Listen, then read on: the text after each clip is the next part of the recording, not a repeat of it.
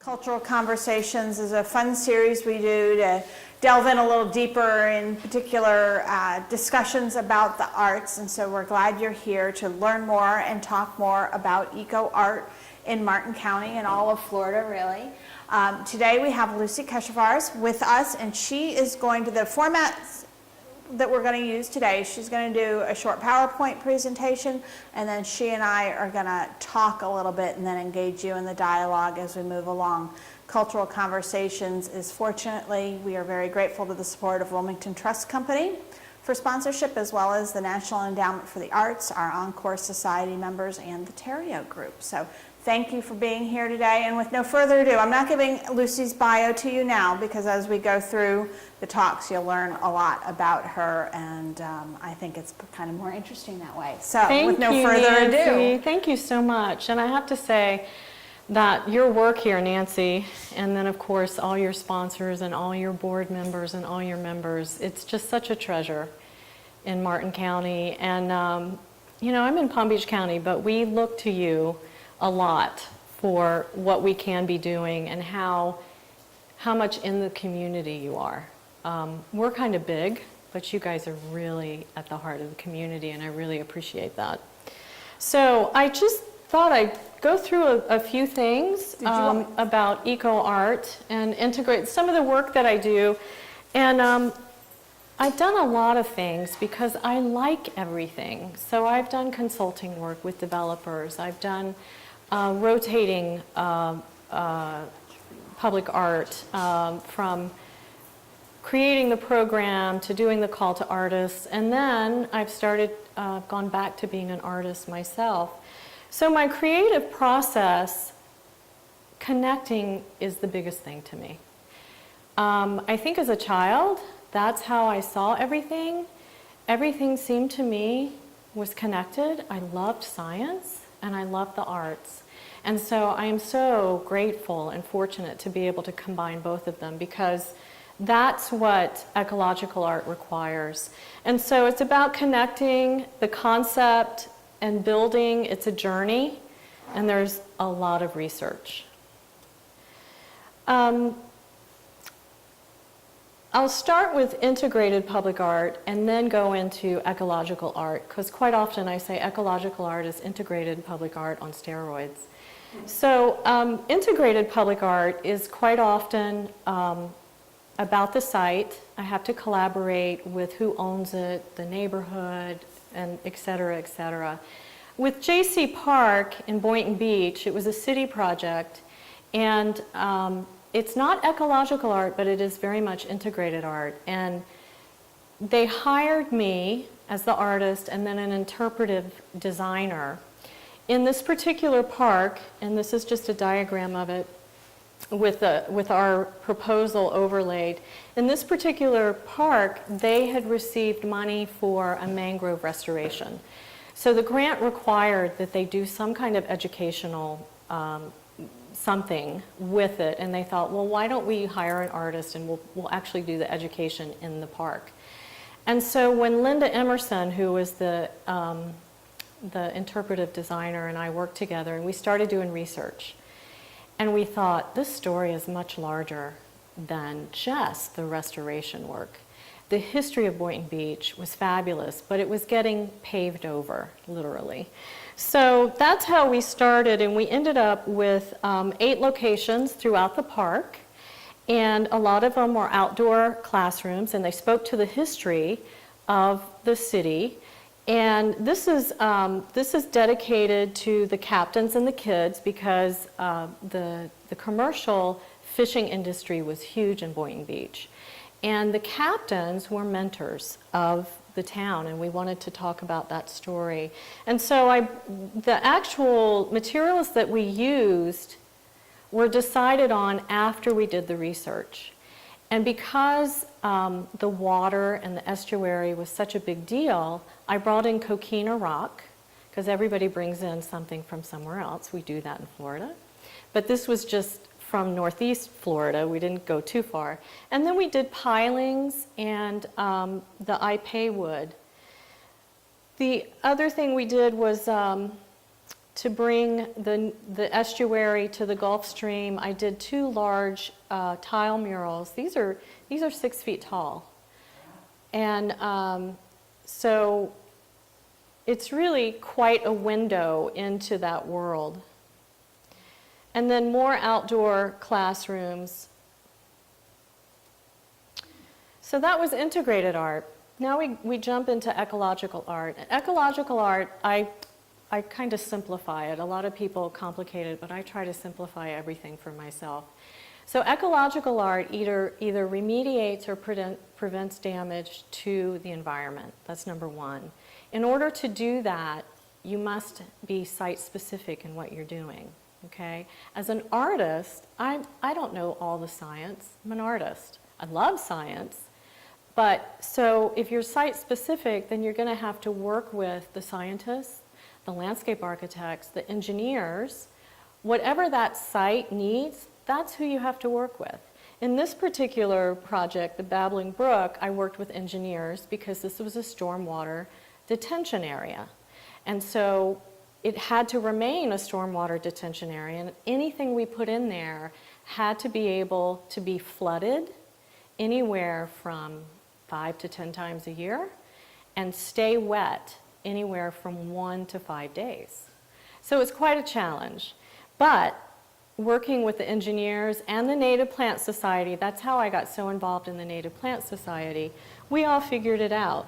So this is the beginning of the Babbling Brook, and across the street from the brook is a stormwater lake. And so we pump water all the way, hey Jesse, all the way to the far end of the detention area. And I've actually used stormwater infrastructure as my fountain. So usually this cement pipe would be buried under the ground. So what we use to create the fountain is above the ground. I cut it, and that's actually the fountain head. So as you go down, this is on the mound looking east, and you see the brook. And then you also see, this is right after it got planted, there's over 70 native plants planted in the Babbling Brook. And the reason that I did that is I wanted to have some kind of community connection, because the 4th element to EcoArt is to have community engagement. And so I found out that Audubon, Florida had this program called Urban Oasis. And so I approached them and I said, I want Urban Oasis designation. And they said, well, we don't do that. I said, well, I know, but I want you to do it because this neighborhood needs that badge. This is a CRA. It's a very poor neighborhood because it floods. And so I just felt like this was a way to get the community involved. And so in order to get Urban Oasis, I had to provide the habitat for the migrating birds. And so then I had to work with the native plant people and the experts in order to figure all that out. So it was finished in January, and this is already May, and it's pretty lush. It's a little green there, which is good, but there's more definition on the laptop. But so the plants are loving it, and the insects come, and everybody's just loving it there. So this is July of 2014, and you can see how everything's growing in very well, and you can also see how wet it is. This end is the deepest end, and it gets pretty boggy most of the time. So there's actually 1, 2, 3, 4, 5, 6 microclimates in there. And that's constructing it. In order, I didn't want to bring rock from somewhere to edge the brook, so it just so happened that across the neighborhood they're putting in a new sewer system and they're breaking up all the sidewalk slabs. So I had all the sidewalk slabs brought over, and this isn't just, I was doing this for 10 days. This isn't just like a little picture that we did.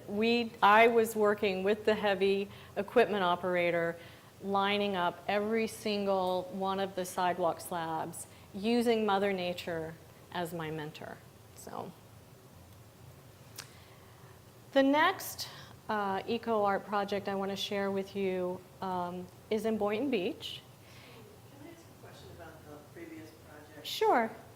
You showed at the beginning a sort of a pipe where water was pumped in from Mhm. on across the way. Is that ongoing even when everything else around is dry? It is when that goes down. I'm glad you asked that question. By dropping it, you churn it, and that helps clean the water. Right. And then, so it's in the brook itself. It doesn't go into the dry detention area. The brook Is wet, if you will, all year. Yes. It runs during the day, not during the night. Okay. Yeah, runs during the day. So Old Dixie Eco Walk at Seabourn Cove, Boynton Beach does have a public art ordinance. And so the developer of Seabourn Cove was creating these luxury apartments, and they're very green. They won all kinds of awards, but it's gated.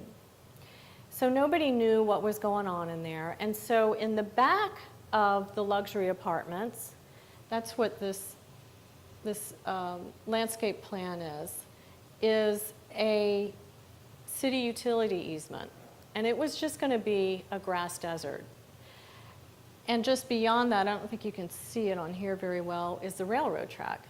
So it's a 50-foot easement by a quarter of a mile, Old Dixie Highway, and then a railroad.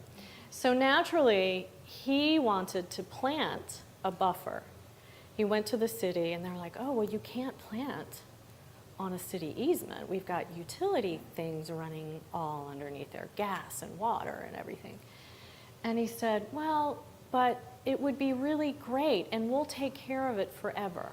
So even though you own this property, Seabourn Cove will maintain it forever. And so the city and the developer did a public-private partnership, right? Then he tried to say, well, and since I'm putting in all these nice trees, you're going to waive the public art fee, right? And so they said no. But they found me.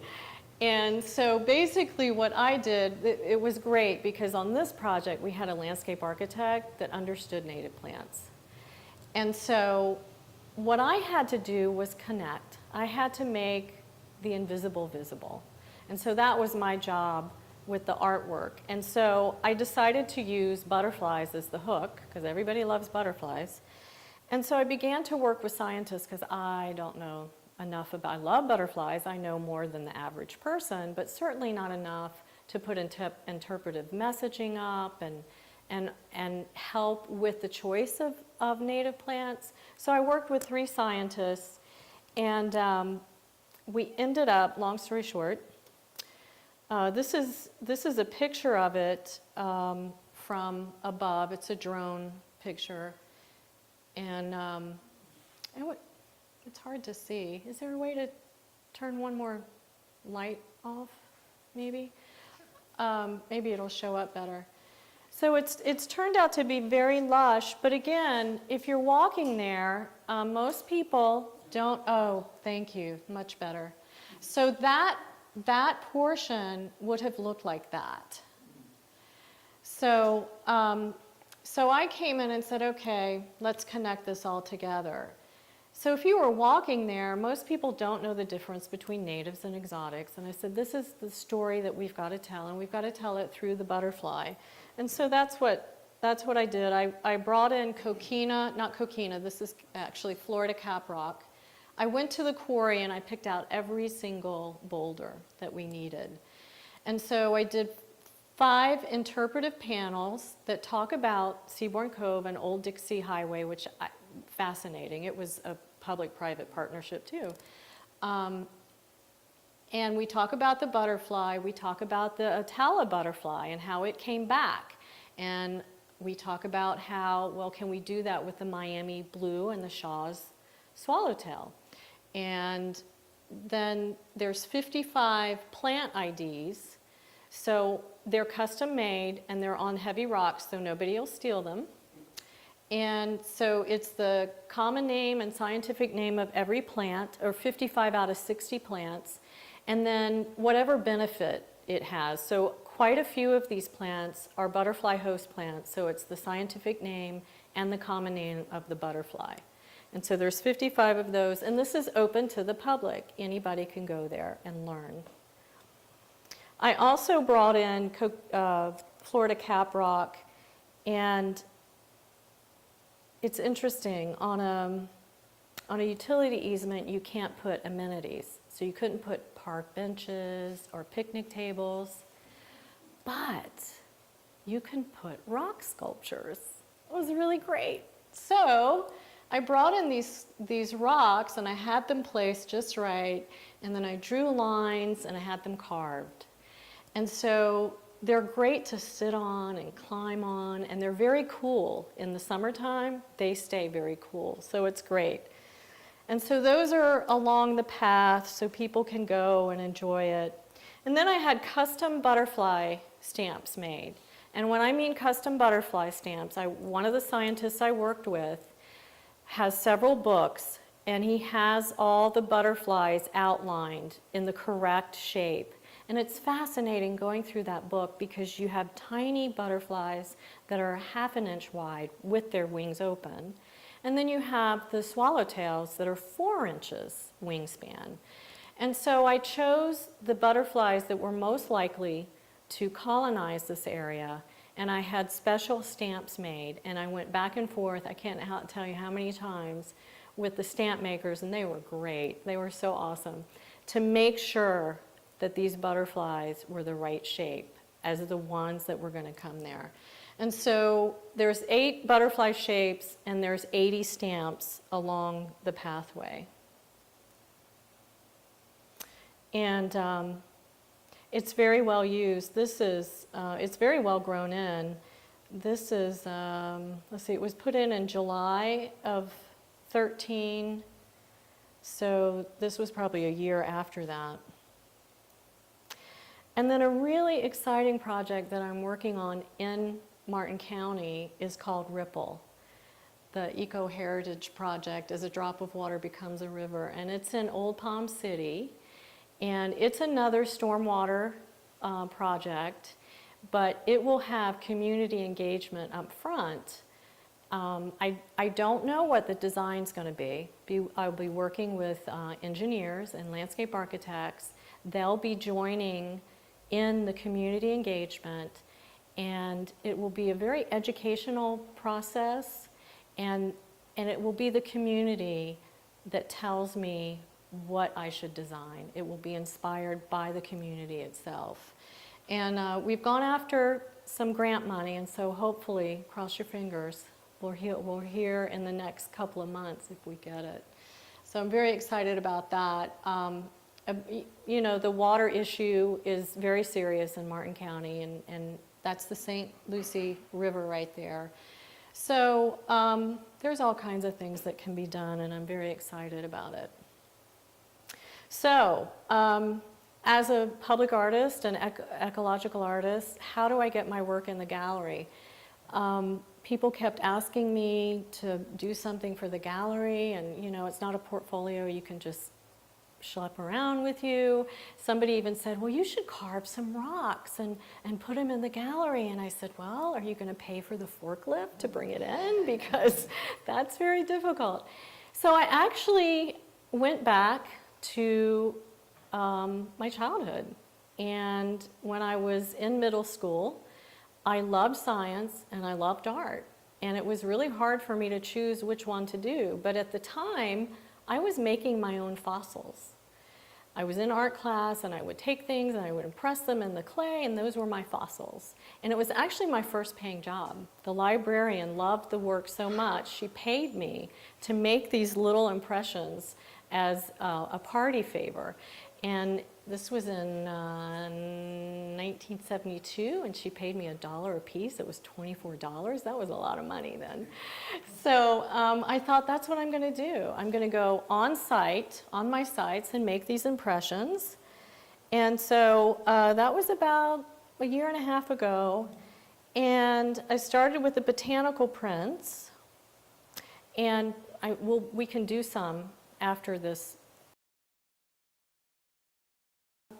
As I'm doing the research and learning more and more about native plants and habitat, I realize how fragmented things are and how terrible that is for our environment and for us as well, because there's that old food chain, that food web, and we pretty much are on top of it. But we really need to start taking care of the rest of it. And so this is an interesting picture or diagram that a fellow artist found.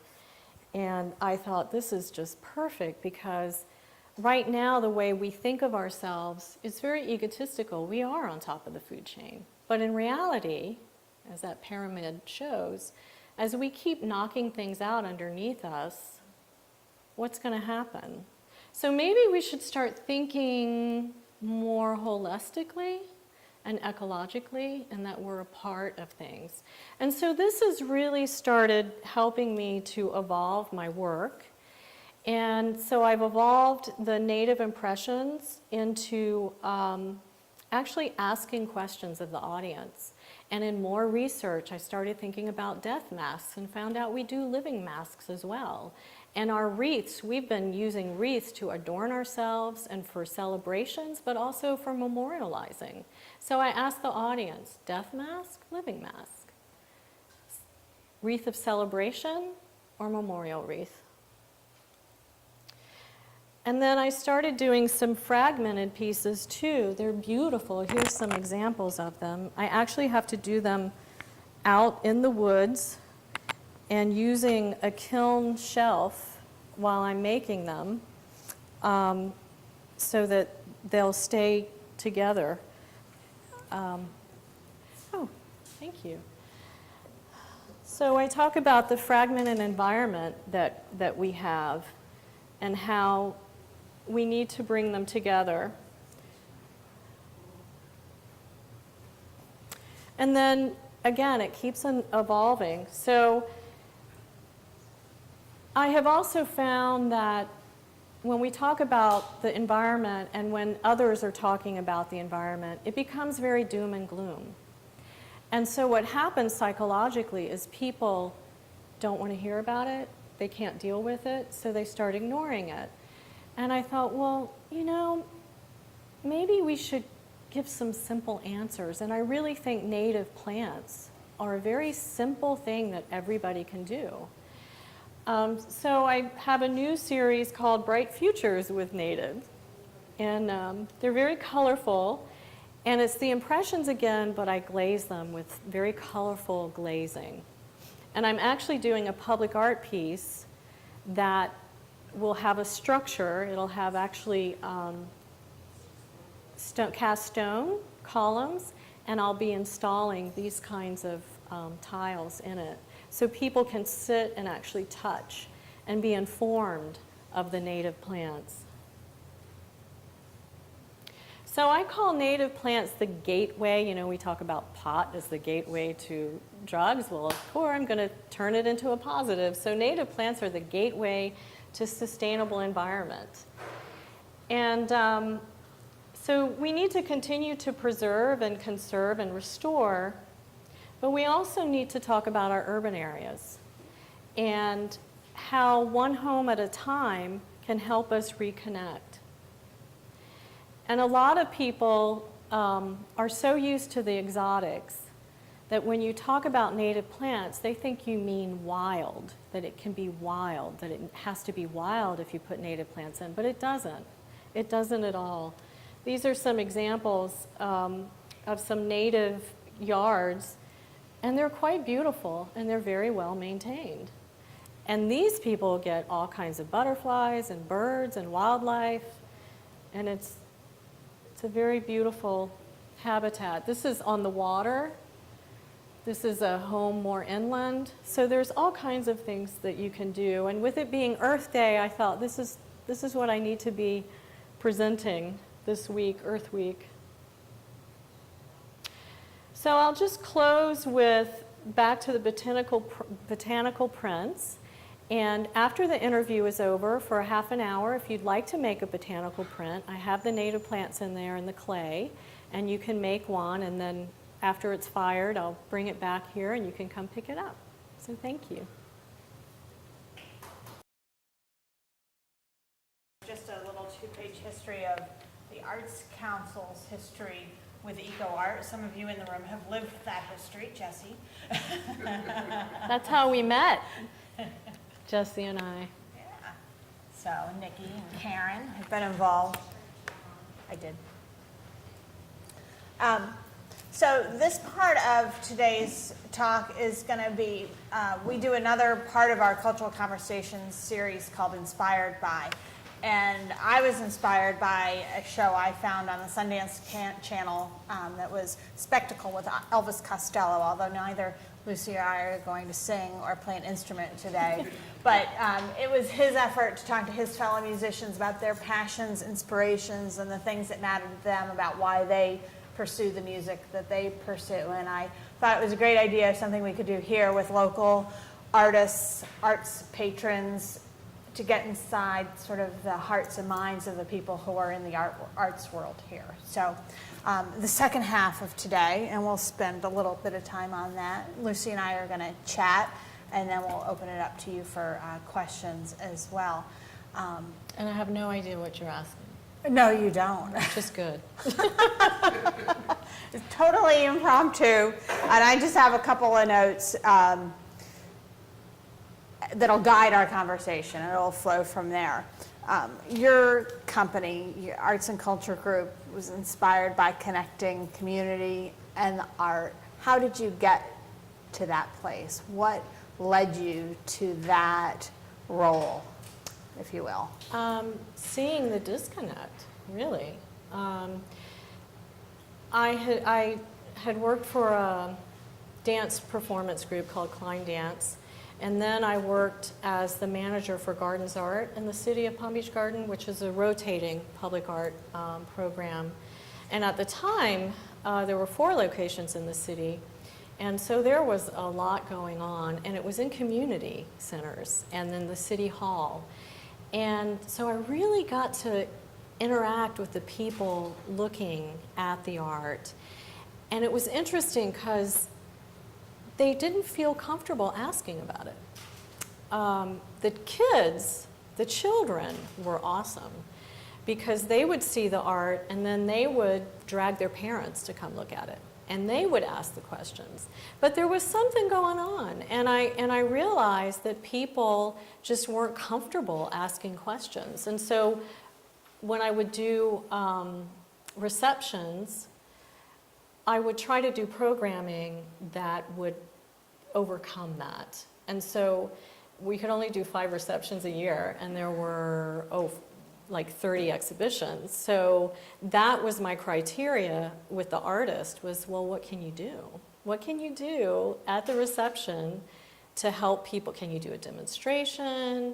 Do you sing? Do you dance? Seriously, there were artists, visual artists that also did performance art.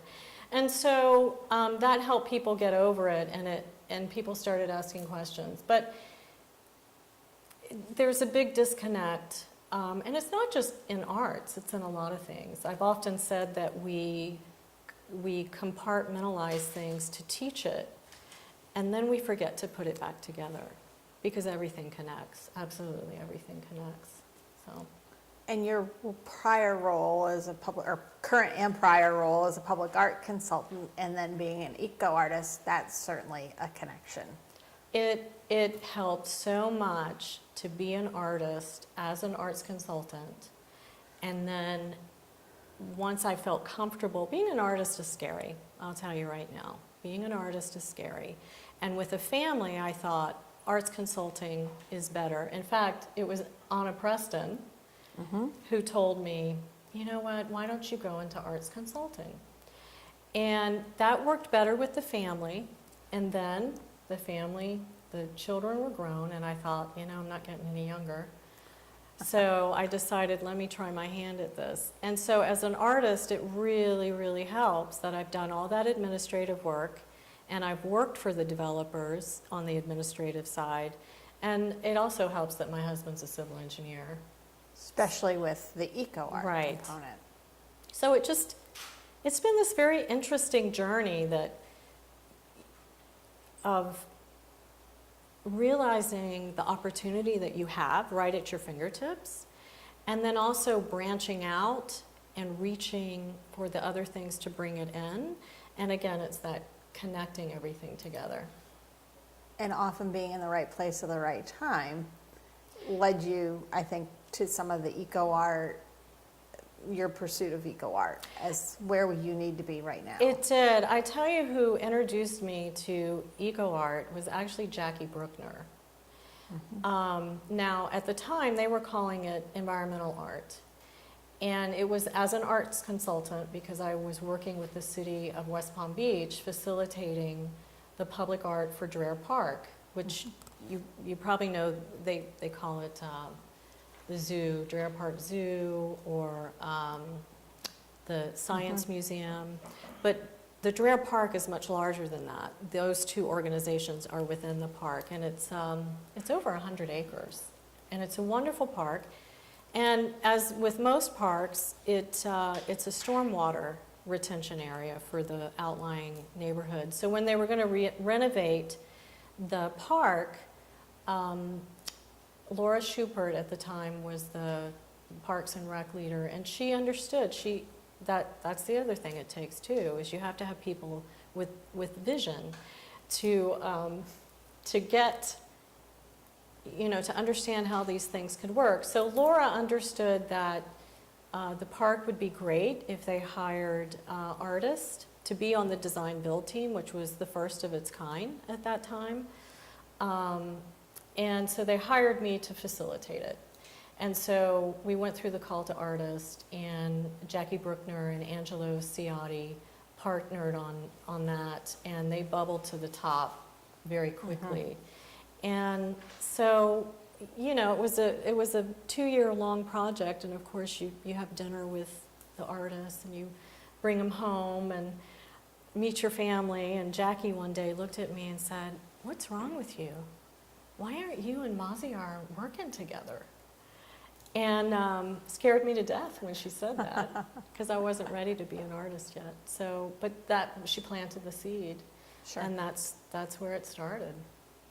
So, and it's very unfortunate that she has passed away. May 15th will be the year anniversary of her death. But I feel like, There's a legacy there.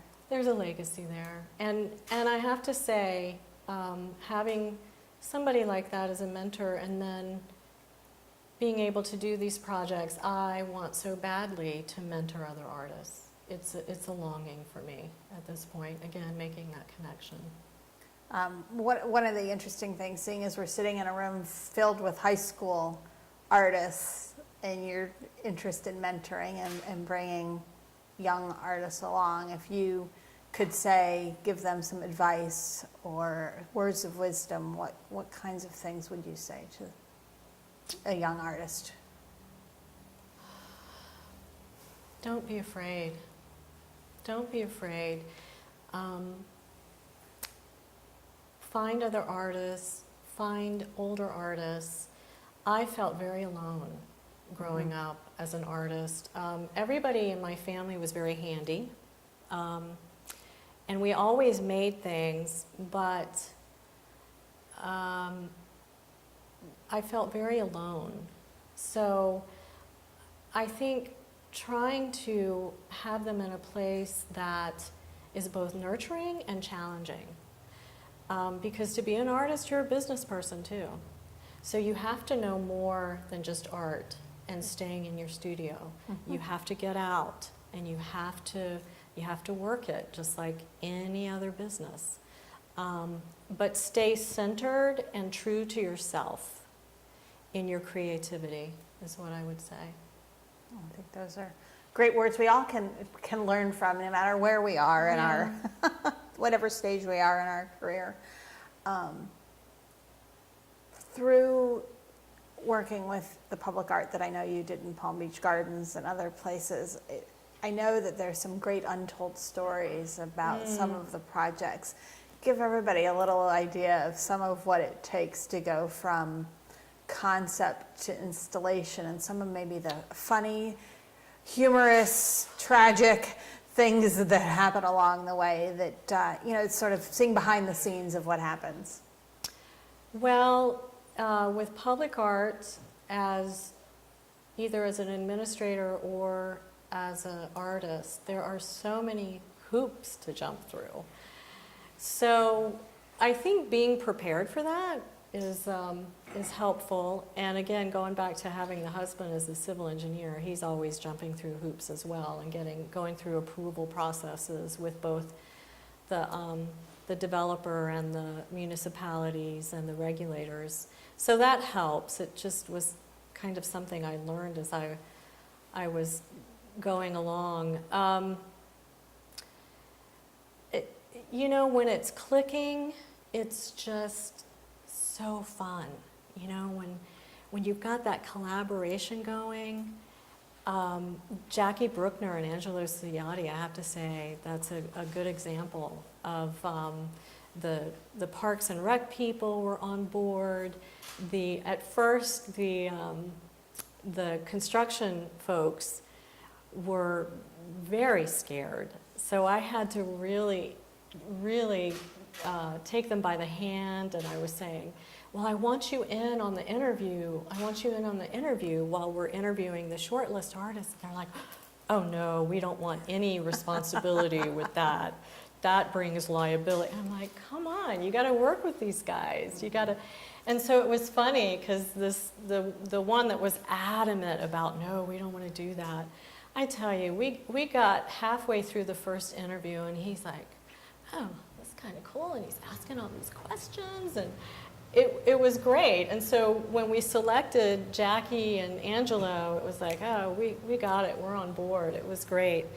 And then there's other projects where developers are forced to do things, and it's tough. It's really tough. It's like pulling teeth, and I'm so much about the project and the site and what the developer wants, and in development world, it's not always that kind of flow.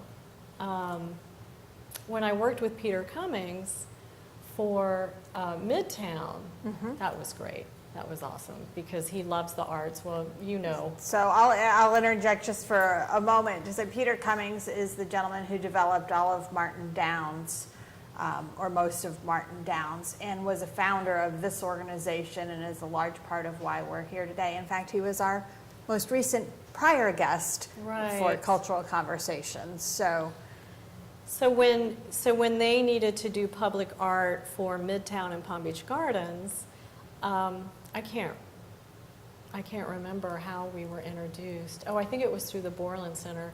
So anyway, became their facilitator, and he was a joy to work with because he got it. And but then there's other developers that it's like pulling teeth. And yeah, Peter wanted to do public art. Oh, I think he everybody wanted else to, and he was the liaison. He actually worked on it, even though it was Casey's project. Peter actually did the public art part, so that was great.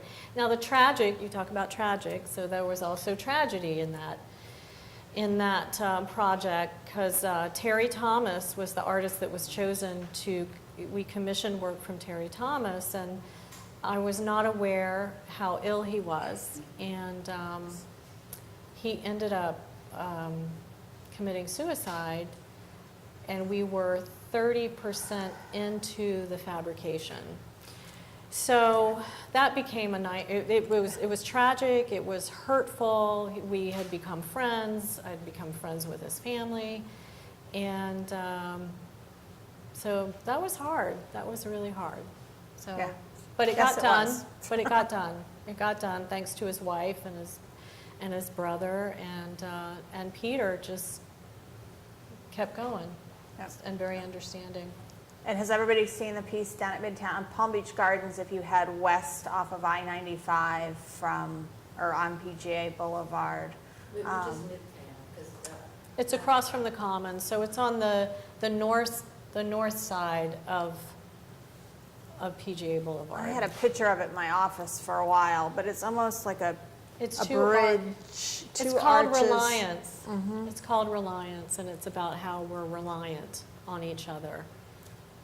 Again, hearkening back to the connections we need, right? Exactly, exactly. When we were setting up over for the Native Impressions, you were talking about how you think that some of your time as a dancer and a performing artist and the choreography it takes to do all these things helps. Oh, it helps. It helps. Because, well, actually, my degree is in theater, technical production, which is site design, lighting design, and costume design. So it's all construction, right? But prior to that, so I started out as an acting and directing major, and I was singing and dancing and doing all of that. And I took the tech class, and I said, you know, I really like this technical stuff. I'd been sewing since I was 7. I'd been making things since I was so young. And I said, you know, I really like this, and I think I could feed myself better with this. So I changed to a techie, as they call a techie, theater techie. But I still was dancing and singing, and I actually finished up late because I was in so many shows and I had so many incompletes that it took me an extra semester just to get the incompletes finished. But that was fine. It was great. It was great. But it does help to be able to put things in motion and kind of choreograph how you think things are going to happen and how people are going to react. And then sometimes you go overboard and you have to stop yourself because you can't predict everything. But Right, but it's right. good. But it's a good to be able to it's- think that way. Absolutely, and it speaks to one of the reasons I think arts education is so important, and people need to Very. understand why arts education is so important, is all those things you just said. That ability to plan, create, orchestrate, and bring things together. I really believe that arts, creating, are just as much a part of the human psyche as is food, shelter, math, science. And so to try to cut it out is really amputating our spirit. It's so important for it to be in the education world. So, and creating things by hand. And it doesn't mean that you're going to be an artist. Does not. It does not. But when you're learning how to manipulate clay and what you have to do in order to make a functional piece, first of all, clay shrinks when it's drying. It shrinks in the kiln. So you have to account for all of that. And then all the chemistry behind it. And then what the temperatures do to this clay as it's being fired. And then how to glaze it. So, and sewing is the same, you know, sewing is construction for the body, just like a house is construction for our habitat. It all connects. It all I keep connects. saying that. Right back, integration and connection. Yeah. So if you had your choice of a dream project, and then I'm going to open it up to the audience for questions, but a dream inspiration project. Ripple is Any- Ripple is a dream project.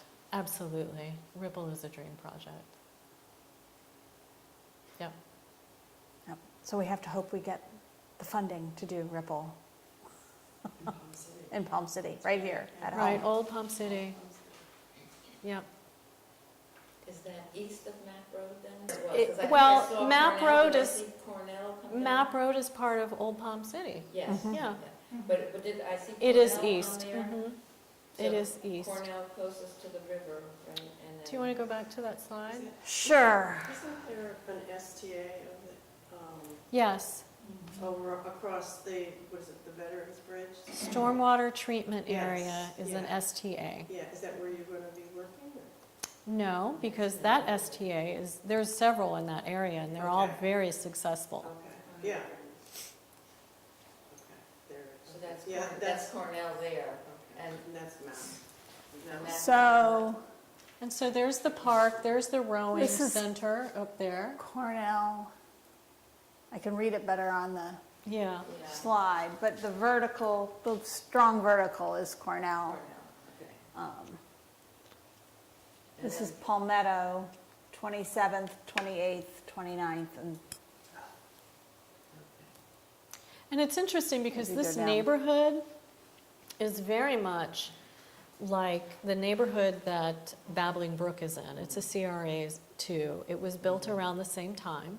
So it was built, right, it was built at a time before we had code and regulation. So basically, they built as was, you know, on that ground, and then everything started building up around it.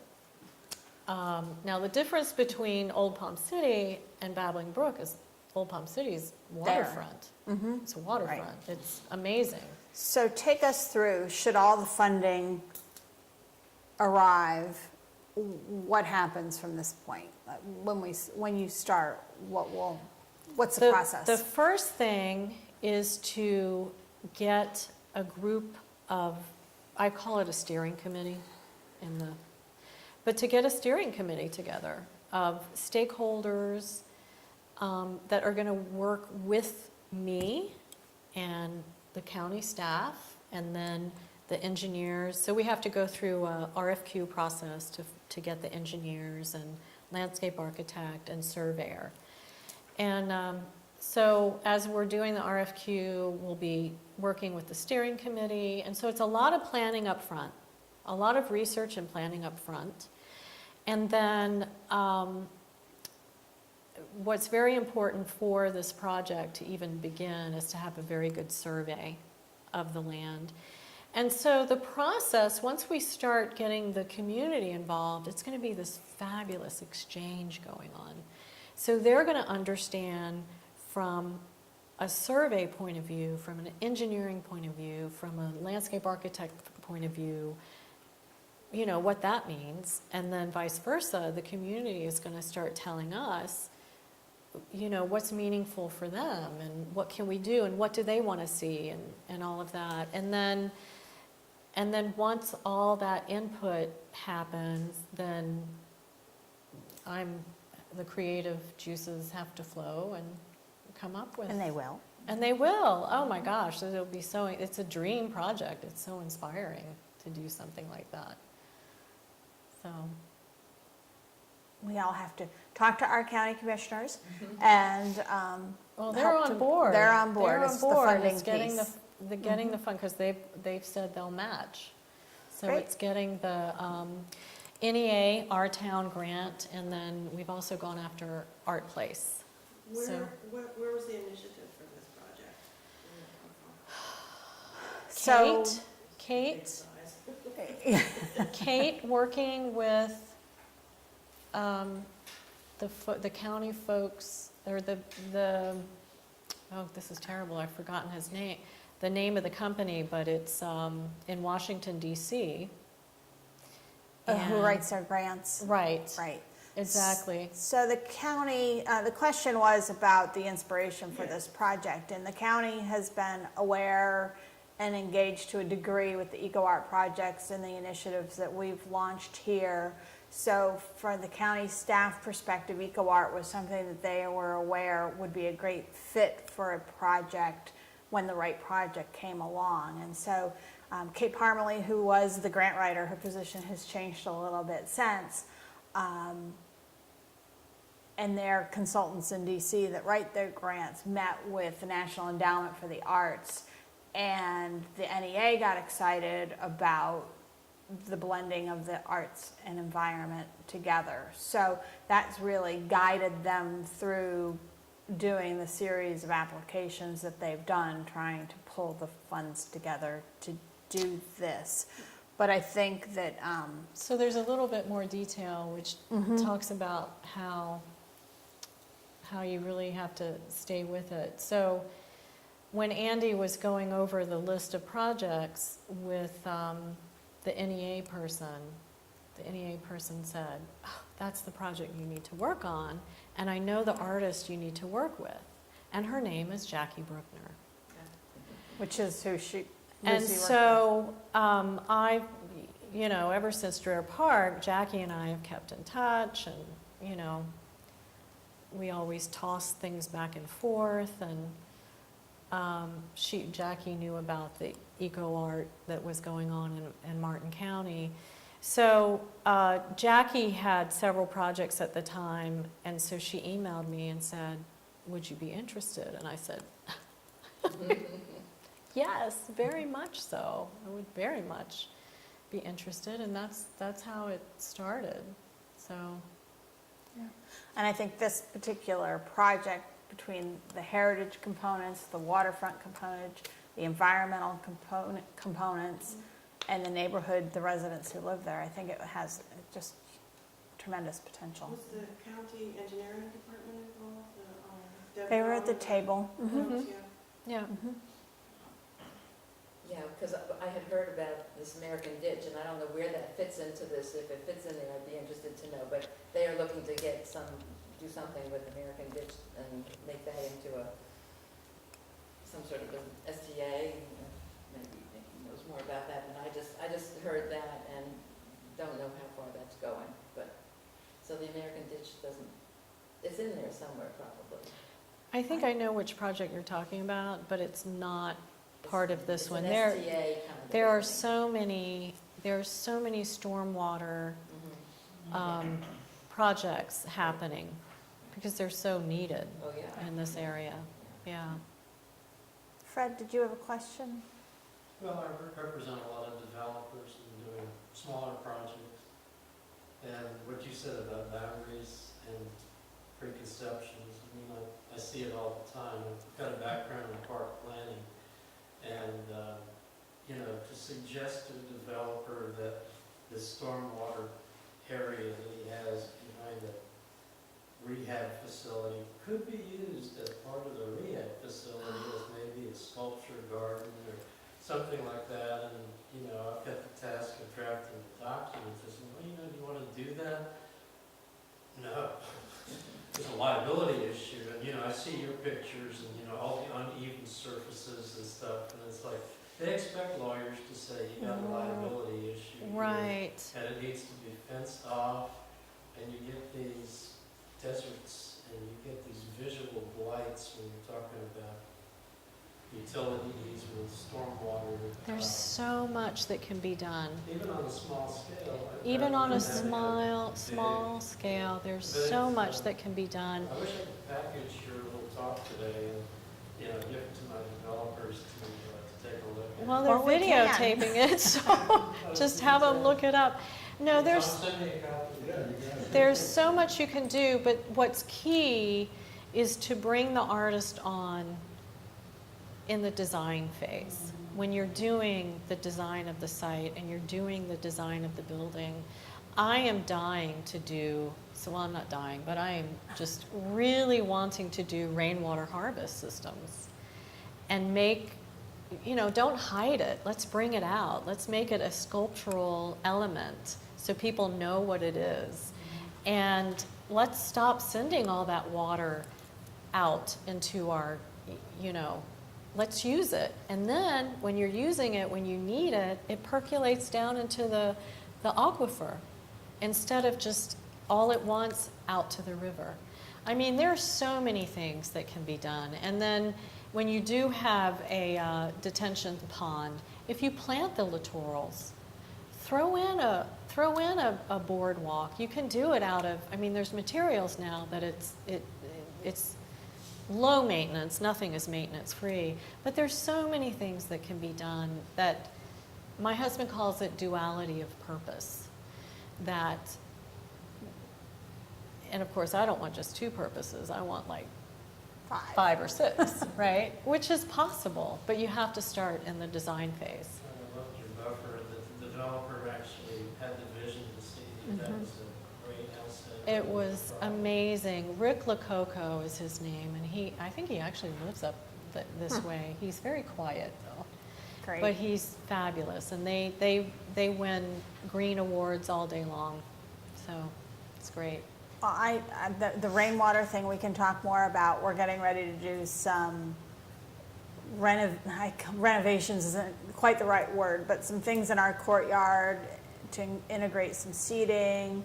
I could see doing some model things here that then if you have a place where you can take somebody who's considering a project, then they can see how some things work, and if we can do some of that on the outside and around our building, including, I was thinking when you were talking earlier about the signage, and we've got a lot of very interesting plants out front that have been planted, but nobody knows what they are because they're not named anywhere. So we'll have to talk offline, off video, about some of those things, but it's a great chance. We've got the Great Give coming up, so that's one of the things we're raising funds for that day, is to help fund the projects that we want to do outside here. And I think whenever we can serve as an example and provide that inspiration to give people that comfort that you were talking about, that's part of our role in the community. So I think at this point we can take it offline and go get our hands in some clay over there and do some native impressions. And thank you all for joining us today. It's been great fun. Thank you, Nancy. Thanks, Lucy.